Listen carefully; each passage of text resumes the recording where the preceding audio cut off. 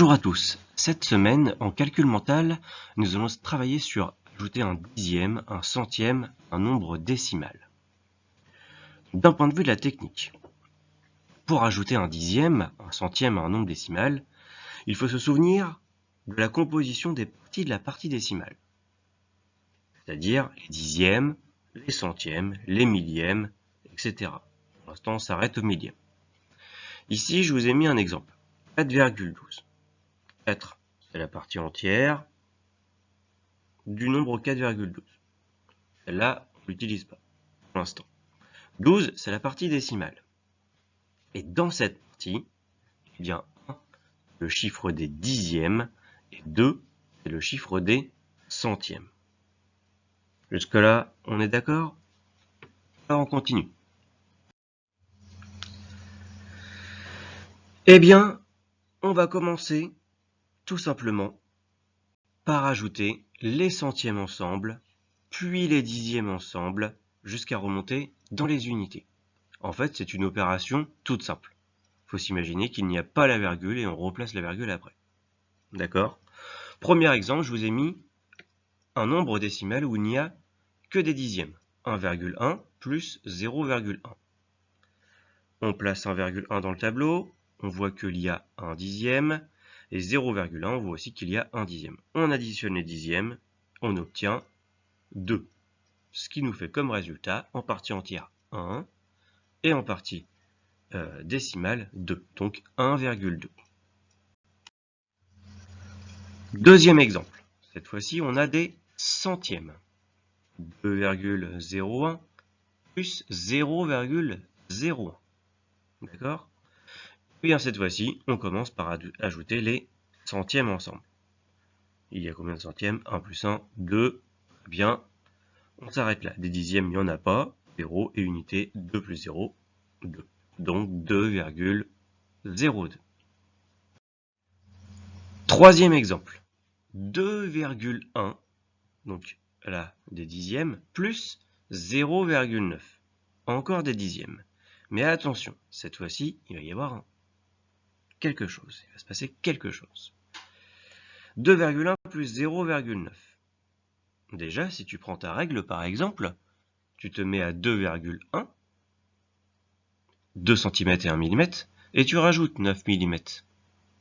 Tu vas arriver à combien? Tu vas arriver effectivement à 3 cm. Et bien ici, c'est le même principe. On va calculer, on va ajouter d'abord les dixièmes. 1 plus 9, ça nous fait combien? 10. Mais étant donné que 10, on ne peut pas le mettre dans les dixièmes, eh bien on va laisser le 0 dans les dixièmes, et on va retenir 1 dans les unités. Et ensuite, on n'a plus qu'à ajouter. 2 plus 1, ça fait 3. Effectivement, tu peux vérifier sur ta calculatrice, 2,1 plus 0,9, eh bien, ça fait 3. D'accord? C'est comme une opération normale, hein? Basique. Quatrième exemple. 2,16, attention, cette fois-ci, il y a des centièmes, plus 0,04. Eh bien, on va commencer par ajouter les centièmes ensemble. 6 plus 4, ça fait 10. Donc on va laisser 0 dans les centièmes, et on va placer le 1 dans les dixièmes. C'est la retenue. Dans les dixièmes, il y a quoi? 1 plus 0 plus, attention, n'oublie pas, la retenue de notre 6 plus 4. Ce qui va nous faire 2. Soit 0,2 au total. 0,16 plus 0,04, eh bien ça fait 0,20 ou bien 0,2. Et enfin, dans les unités, il ne nous reste que 2, donc le résultat 2,2. Cinquième et dernier exemple, 1,96 plus 0,06. Tu vois, je le place dans mon tableau, les parties entières ensemble, les parties décimales ensemble. On commence par les centièmes. 6 plus 6, eh bien ça fait 12. Donc, on va mettre le 2 dans les centièmes, et on va retenir 1 dans les dixièmes. 9 plus 1, ça va faire 10. Donc il y a 10 dixièmes. Ce qu'on va faire, c'est qu'on va laisser le 0 dans les dixièmes et le 1, on va le rapporter dans les unités, tout simplement. 1 plus 1, ça va nous donner 2. Ce qui nous fait que 1,96 plus 0,06, eh bien ça nous donne 2,02. Et si tu as besoin de le vérifier, que tu n'es pas sûr de toi, eh bien tu peux le poser, juste pour vérifier. Tu le poses et tu fais le calcul. N'oublie pas de mettre la virgule au bon endroit. Tu devrais retrouver 2,02.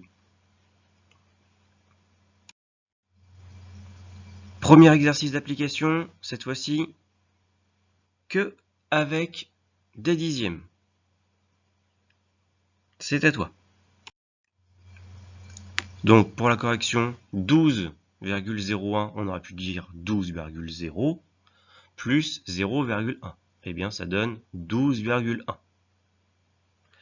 5,1 plus 0,1.